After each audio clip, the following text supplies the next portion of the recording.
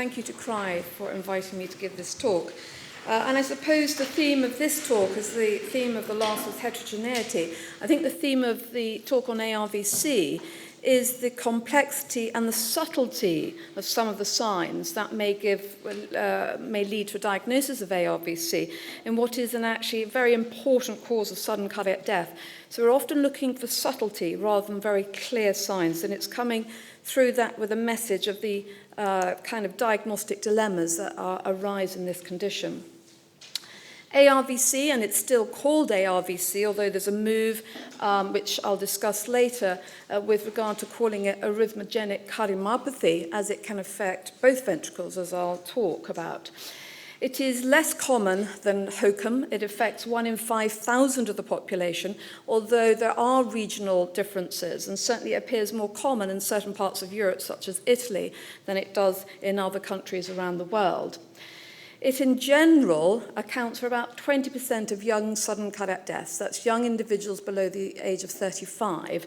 And it can account to up to 1/3 of sudden deaths in athletes. And again, there appears to be some slight regional variation. In the UK and in the US, the commonest cause of sudden death in athletes is HOCM, whereas in Europe and in Italy in particular, the commonest cause appears to be ARVC. And of course, we can think that there may be genetic reasons for this. Individuals can present with a spectrum of symptoms, but in this condition, they're often arrhythmic based. So they can be one of palpitations, one of syncope, but as I will describe, they can also present, particularly later in the disease, as symptoms of heart failure, so left and right-sided heart failure. The pathology is important to understand, and I think there may be misunderstandings in the past about this fatty infiltration, and in the past there may have been overdiagnosis according to either MRI or post-mortem data, where there's been extensive fatty surrounding of the heart and perhaps a little into the right ventricle, but not fulfilling our current idea of what ARVC is.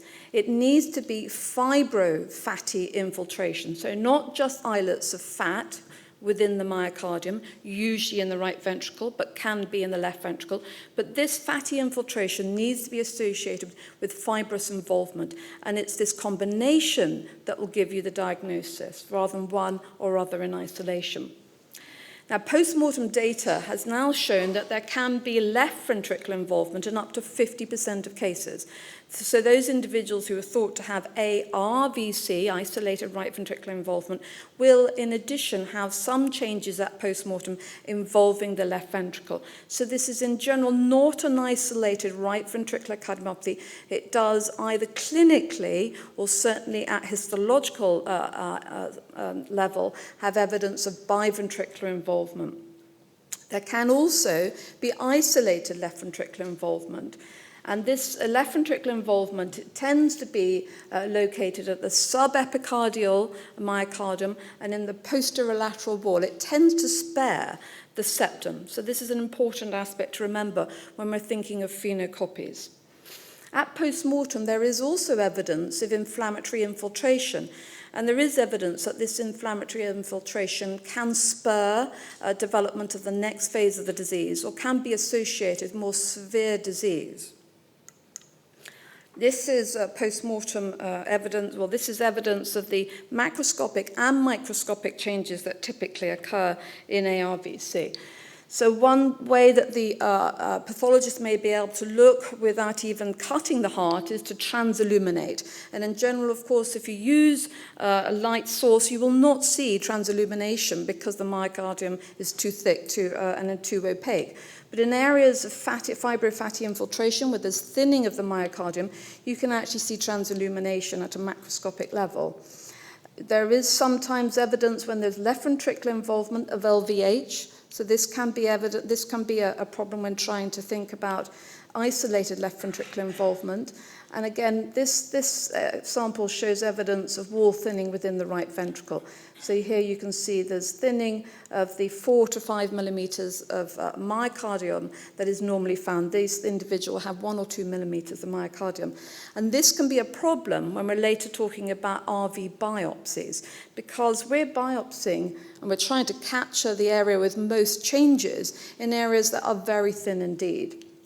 And here we see the histological changes of fibrosis and islets of fat within the myocardium, either in the right ventricle or the left ventricle. If we think about what the genetic basis, and in general, we think that this is a genetic condition, and we now know that we can isolate the gene in up to 40% of cases. It is not so easy to find a genetic basis as it is with HCM. In ARVC, it is rarer to find the underlying gene, and that's probably because of our limitation of the genetics we've unraveled to date. It is unlike HCM, which is a disease of the sarcomere. This is a disease of the desmosome. And the desmosomes are the area of cell-to-cell adhesion. They also interact with the intermediate filaments within the cell. But basically, ARVC is a disease of cell-to-cell adhesion. And this may explain why there is aggravation in times of extreme sport, when stresses are put on the cell-to-cell adhesion. This schematic shows some of the causative gene mutations that are known in ARVC. They're mostly, but not only, related to the desmosome. So we know about plakoglobin, and there is a condition known as Naxos disease, where there is severe involvement of the right ventricle with very high penetrance. Some gene conditions can be only partially penetrant, whereas in this disease it's highly penetrant, and practically everyone who has the gene has the disease. We also know there are other proteins, desmoplakin, that can cause the disease. So there is some correlation, but again, not a complete correlation between the genotype and the phenotype in this condition. The commonest gene is plakophilin 2, and there is some suggestion it's more phenotypic expression in men who have plakophilin 2. Desmoplakin, suggestion of more female involvement, and a low rate of T-wave inversion within the ECG. Some newer genes, particularly lamin A, which has been thought of as a causative gene in DCM, has now been found to associate with rarer conditions of ARVC in association with conduction disease. So if you have an individual with ARVC and they have prominent conduction disease, then you may skip directly to lamin A genotyping. If we think about the natural history, there is classically considered to be 4 phases of this disease, and your patient may present to any one of these. The earliest is the one that we're most concerned about. We're all concerned about the individual who presents with a sudden cardiac death or a survival of a sudden cardiac death, and in whom there is no clear structural problems of the heart. And when we see individuals presenting with symptoms of palpitations or exercise-induced syncope, this is what we're worried about when we see a normal ECG and echo. The next phase is overt ECG and structural evidence of disease. And then we may then progress on to RV failure with preservation of the left ventricular function, and ultimately through to biventricular failure. Now, what causes escalation within these phases is not clearly known, but we think there are certain triggers that may accelerate in some individuals going on to the next phase of disease.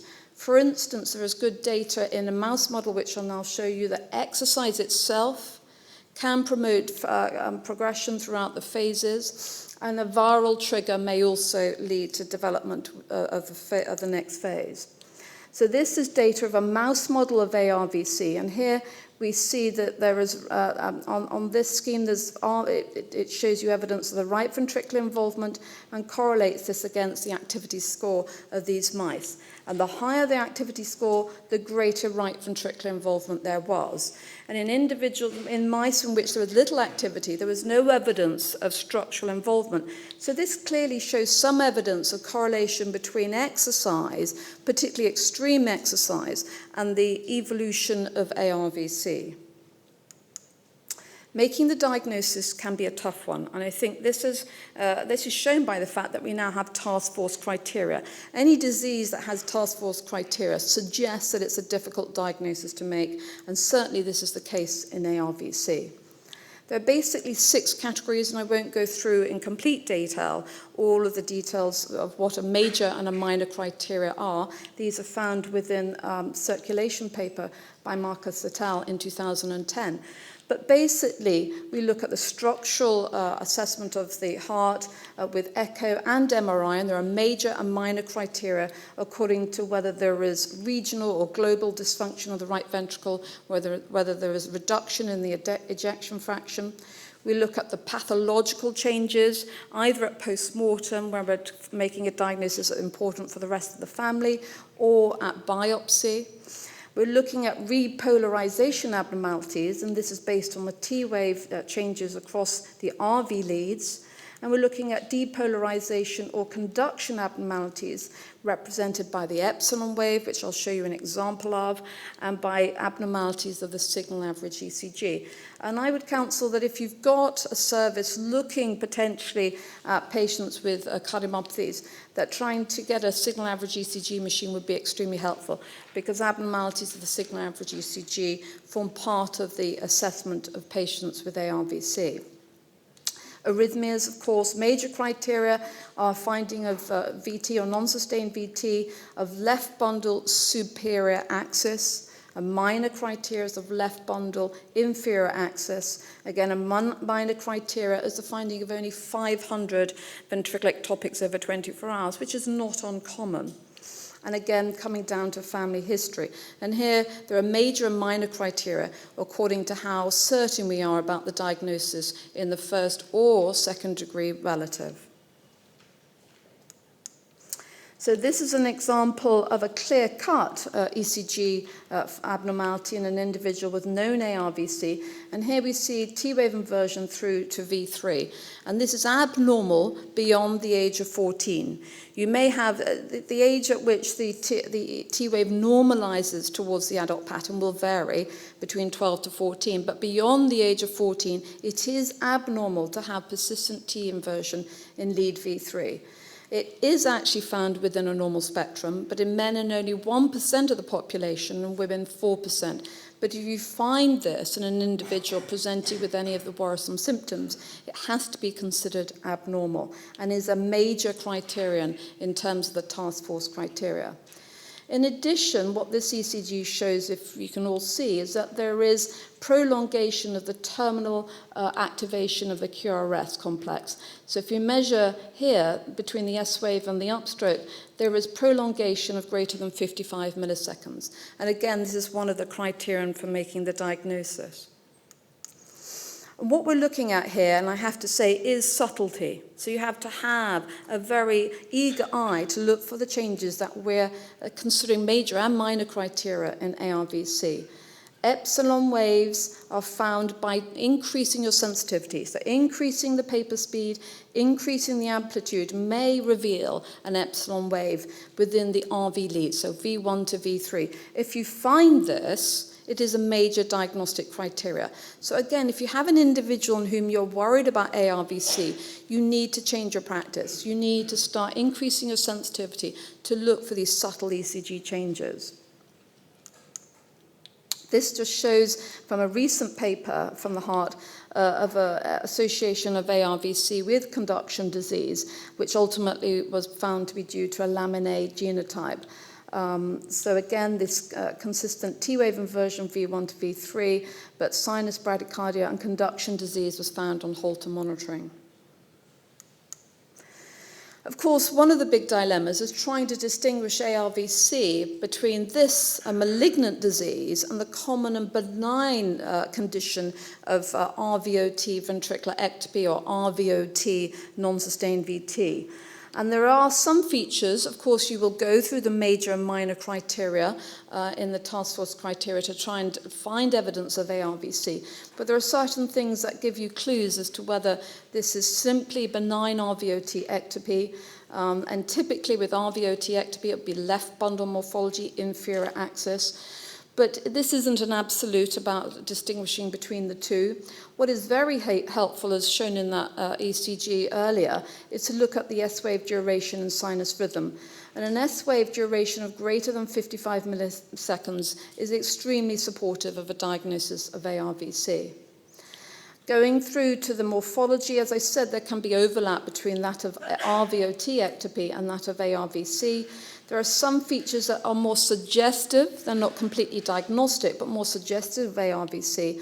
This is if it's particularly wide QRS duration, when there's late transition across the chest leads, and when there's notching of the QRS. Anecdotally, it's suggested that at VT stim, easily inducible sustained VT is more suggestive of ARVC, but this is not formally accepted. If we go on to the echo assessment of ARVC, there are certain features that can be looked at. We look at the RVOT diameters in the long axis and the short axis views. We look for segmental aneurysms of the RV. Again, this may be helped by using contrast. We look for hypertrabeculation, and we look for a bright moderator band. So the echo is of great use, and I think if we get good echo quality and use contrast, this can help us a great deal before even resorting to an MRI scan. If we look at the MRI data, and this is quite a busy slide, there is sensitivity and specificity to certain of the MRI features. But what I want to highlight is that the finding of intramyocardial fat is not 100% specific, and this alone does not give you a diagnosis of ARVC. And it's important to acknowledge this, because in the past I think there was overdiagnosis based on this alone. Instead, late GAD enhancement suggestive fibrosis is a more specific finding, particularly if you're seeing a family member where there's known ARVC. This shows you an MRI scan of the right ventricle, the left ventricle, and what we see here is the typical the right ventricular involvement and the subepicardial involvement of the posterior lateral wall in this patient. And what I also want to highlight is this relative sparing of the septum here, which is typical of ARVC. Another condition that often overlaps between, particularly if we're considering left-sided ARVC, ALVC, and trying to distinguish it between cardiac sarcoid. And there are some features here that may be helpful. So a patient presenting with VT who has late GAD on their MRI, is it left-sided ARVC or is it sarcoid? Of course, we'll look for features of sarcoid with pulmonary lymphadenopathy, the serum ACE. PET scanning is suggestive of being more specific for sarcoid. Again, cardiac biopsy may be useful. If you find non-caseating lesions, these are suggestive of sarcoid, of course. But MRI can be useful because of the sparing of the septum. It is perhaps more suggestive of ALVC. Biopsy evidence, we can take biopsies, but as I said earlier, these should really be in the free wall, as the septum is relatively spared. And if you go to the free wall, this is a very thin structure, and there's, of course, a risk of perforation. Occasionally, also, the nature of the disease is patchy, and if you have a negative biopsy, it doesn't rule out ARVC. And one of the reasons for this is that it starts in the epicardium. So if you go endocardially, you may miss the condition. So there can be a high rate of negative biopsies. Professor Corrado and his team looked at trying to get biopsies according to mapping of the right ventricle and going for low voltage areas according to the voltage mapping and biopsying within these segments. And there was very good evidence that we could confirm a diagnosis of ARVC according to voltage mapping guided biopsy. If we think about EPS and ARVC in general, that is not helpful for risk assessment, but it may be helpful in predicting or distinguishing between RVOT ectopy. If we use 3D electroanatomical mapping, there can be association with positive findings on this and future risk of major events. So if you've got an individual in which you're concerned about whether this is just benign or malignant ARVC, this can be helpful. And more recently, the team led by Pierre Lambiesi showed that restitution curves can be abnormal, even in those who have no structural abnormalities. And this, again, may be helpful in looking at subclinical disease. Accordingly, they postulated two phases of VT risk. during the early subclinical phase, where there may be VT degenerating through to VF and sudden death at short coupling intervals. And this is why during the early phase of the disease, it may be triggered more by physical stress or sports, i.e. sensitive to adrenergic drive. Later in the disease, where there are macroscopic scars and a different mechanism, re-entry VT, this is due to a different mechanism and can occur more commonly at rest. Management and risk assessment. The medical management rests really on the use of beta blockers, perhaps more often sotalol for suppressing symptomatic VT. There are lifestyle changes, as they were described just earlier, in trying to avoid very competitive sport or endurance sport. Particularly, you might recommend to somebody who's just gene positive that they avoid this level of sports to stop them going on to the clinical phase of the disease. VT ablation is not so widely accepted. There was a vogue for this, particularly in the States, and they found a very high rate of recurrence. I don't think we would advocate VT ablation to avoid an ICD. We may consider it, particularly with epicardial ablation, which has a better success rate in those individuals in whom we've got an ICD and want to avoid multiple shocks. There is some preliminary data to try and disease modify with reducing the preload. And fusimide and nitrates have been investigated and are currently under investigation.